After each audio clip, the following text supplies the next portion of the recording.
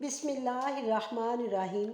حضرت امیر معاویہ رضی اللہ تعالیٰ عنہ کی وفات کے بعد یزید تخت نشین ہوا تو اس کو سب سے پہلے یہ فکر لاحق ہو گئی کہ جن لوگوں نے اس کی بیعت نہیں کی انہیں اپنی بیعت پر مجبور کرے۔ چنانچہ اس نے اپنی بیعت لینے کے لیے اطراف کے تمام ممالک میں خطوط و حکم نامے روانہ کیے۔ چنانچہ اس نے عامل مدینہ ولید بن عتبہ کو خط لکھا جس میں اپنے والد کی وفات کی اطلاع کی اور لکھا کہ خاص و عام سے میری بیعت لو اور حسین بن علی، عبداللہ بن عمر اور عبداللہ بن زبیر رضی اللہ عنہم سے پہلے بیعت لو، اور جب تک ان سے بیعت نہ لے لو انہیں اپنے پاس سے جانے کی اجازت نہ دو اور تشدد اختیار کرو، مہلت نہ دو۔ جب یزید کا خط ولید کے پاس پہنچا تو وہ بہت گھبرایا اور فوراً اس نے ایک شخص کو بھیج کر مروان بن حکم کو، جو ولید سے پہلے مدینہ کا گورنر تھا، بلایا اور یزید کا خط دکھا کر اس سے مشورہ طلب کیا۔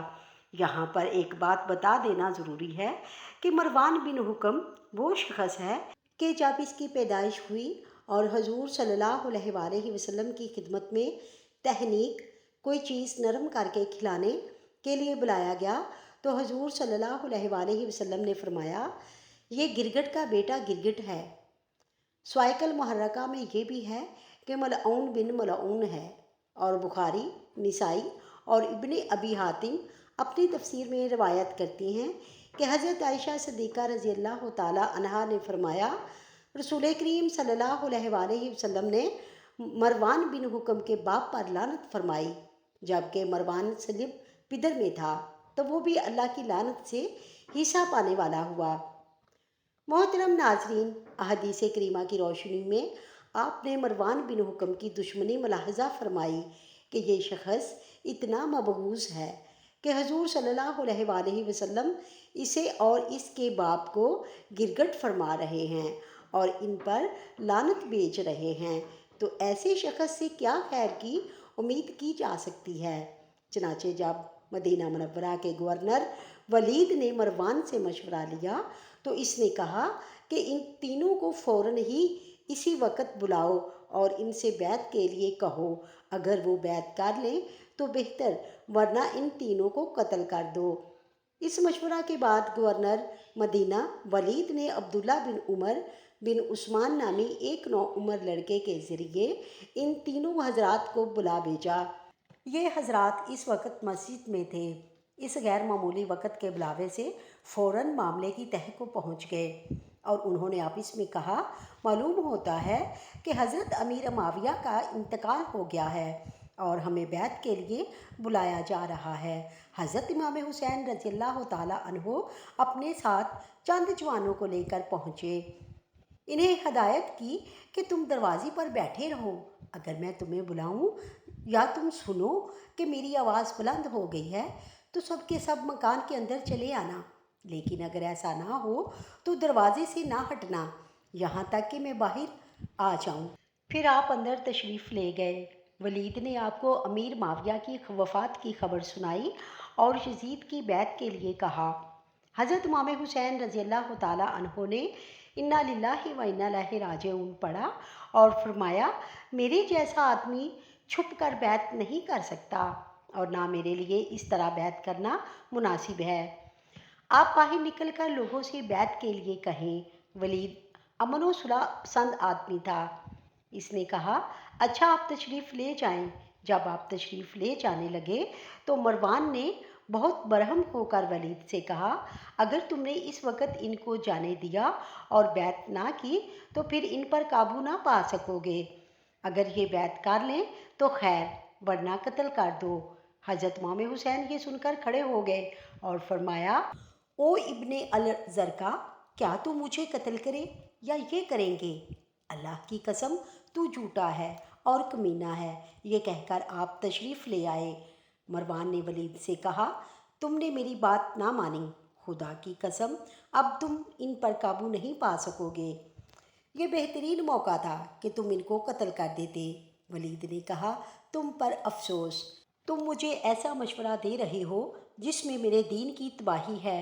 میں کیا نواسۂ رسول کو صرف اس وجہ سے قتل کر دیتا کہ انہوں نے یزید کی بیعت نہیں کی۔ قسم ہے رب ذوالجلال کی، اگر مجھے ساری دنیا کا مال و متاع مل جائے تو بھی میں ان کے خون سے اپنے ہاتھوں کو آلودہ ہرگز نہیں کر سکتا۔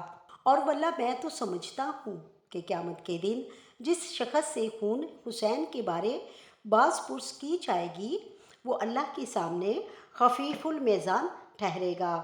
مروان نے کہا، اگر تمہاری یہی رائے ہے تو یہ ٹھیک ہے۔ یہ اس نے صرف ظاہر میں کہا، ورنہ دل سے وہ ولید کا دشمن بن گیا۔ حضرت امام حسین رضی اللہ تعالیٰ عنہ جانتے تھے کہ یزید کی بیعت سے انکار اس کے لیے اشتعال کا باعث ہوگا اور نابکار جان کا دشمن ہو اور خون کا پیاسا ہو جائے گا۔ لیکن امام عالی مقام کی دیانت و تقویٰ نے اجازت نہ دی کہ اپنی جان کی خاطر نااہل کے ہاتھ پر بیعت کر لے اور مسلمانوں کی تباہی اور شرع و احکام شرع کی بے حرمتی اور دین کی مضرت کی پرواہ نہ کرے۔ یہ امام حسین جیسے جلیل القدر فرزند رسول صلی اللہ علیہ وآلہ وسلم سے کسی طرح ممکن نہ تھا۔ اگر امام حسین رضی اللہ تعالیٰ عنہ اس وقت یزید کی بیعت کر لیتے تو وہ آپ کی بہت قدر و منزلت کرتا اور آپ کی عافیت و راحت میں کوئی فرق نہ آنے دیتا، بلکہ دنیا کی بہت ساری دولت آپ کے قدموں پر جمع کر دیتا۔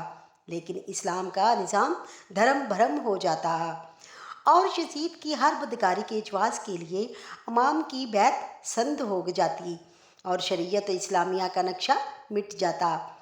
بہرحال آپ یزید کی بیعت سے برابر کنارہ کشی اختیار فرماتے رہے اور اس کے لیے کبھی تیار نہیں ہوئے۔ شام کے وقت ولید نے پھر امام حسین رضی اللہ تعالیٰ عنہ کے پاس آدمی بھیجا۔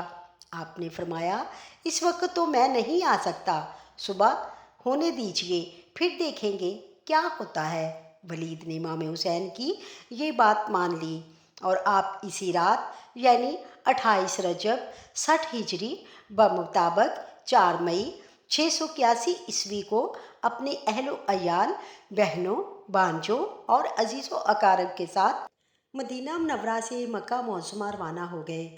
عبداللہ ابن زبیر رضی اللہ تعالیٰ عنہ ایک رات پہلے مدینہ منورہ سے مکہ مکرمہ روانہ ہو چکے تھے۔ اللہ پاک ہمیں آل رسول کے ساتھ سچی عقیدت و محبت عطا فرمائے اور ان کی طرح دین اسلام کی خاطر اپنا سب کچھ قربان کرنے کا جذبہ عطا فرمائے۔ آمین یا رب العالمین۔